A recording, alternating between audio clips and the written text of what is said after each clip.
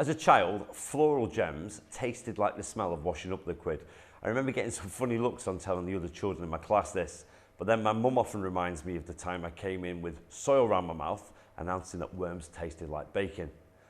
These are vivid, lasting memories of mine, and I know I'm not alone when I say the title out loud. Not just smells either. We've all had that moment when driving along, a song's come on the radio, and it reminds us of a holiday perhaps, a time of our careers or of time spent with an old flame. Flames of a fire even, the smell of charcoal and wood, the crackling and popping sounds can spark waves of nostalgia of bonfire nights, camping and other childhood memories. The same applies with fear.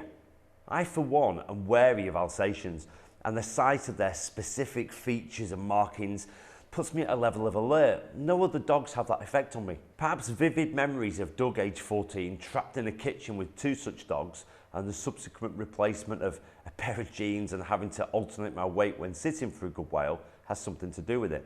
I was in the kitchen lawfully, this wasn't a failed burglary attempt. So why does this happen? Well, the brain's emotional compass has a lot to do with this. Two almond-shaped parts of our brain referred to as the amygdala.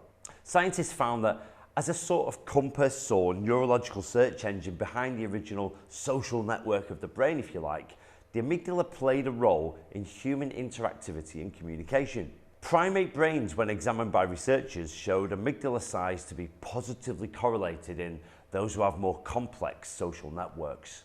Now, we all heard of fight, flight or freeze. The amygdala plays a vital role in this response when it analyses threats. Interpreting potential danger, the amygdala sends signals to the hypothalamus, the brain's central command post. The fight or flight response was first described in the 1920s by Walter Cannon.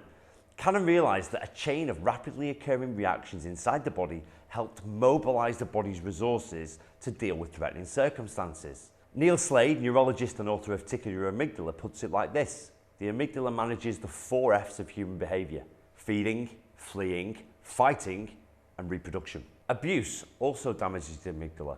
These almond-shaped cluster of nuclei enable us to respond quickly to danger, step out the way of a swerving car, for example. Repeated abuse can cause the amygdala to signal danger even when there's no apparent threat. Dr. Bruce Perry, a neuroscientist from the Child Trauma Academy in Houston, said, "A maladaptive amygdala makes an abused child recoil in fear at the drop of a hat." So now we know a bit about the amygdala and how a person's previous experiences can affect their future reactions on a chemical and neural level. How then about restraint, physical intervention, or even simply holding and handling those who've suffered some kind of trauma previously? Are the techniques that you're being shown and you're using appropriate? A child or vulnerable adult in your care who had previously been subjected to a rape, incidents of sexual abuse, or who had suffered physical abuse of some type perhaps, how would they react to being held in one of these so-called therapeutic holds that I've come across, one of these hugs or embraces? Well, the person being held could become upset and try to struggle. And as research shows us, aside from the risk of injury, prolonged struggling increases the risk of positional asphyxia. The person having to relive this trauma could also become very upset or traumatised by what's happening. And as those of you who've read my previous posts on human rights will remember, this could breach Article 3. Yes, it could be torture. This absolute right is the article concerned with the prohibition of torture, inhumane and degrading treatment. And it states the following: treatment that arouses in the victim a feeling of fear, anguish and inferiority, capable of humiliating and debasing the victim and possibly breaking his or her physical or moral resistance. The psychological effects of restraint were prevalent in the case of Adam Rickwood, the 12-year-old boy who was found dead by hanging in his bed space after he was restrained and where a nose distraction strike was used. Adam was restrained after refusing to move from the table he was sitting at with friends. Causing somebody to relive a childhood trauma, making them feel humiliated or scared, should never be the purpose of an intervention. And if we consider these could be side effects, then perhaps sometimes we must think proportionately.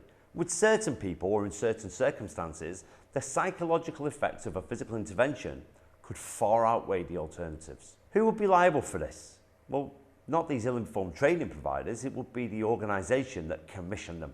Remember, schools, care homes, hospitals, amongst others, have a non-delegable duty of care.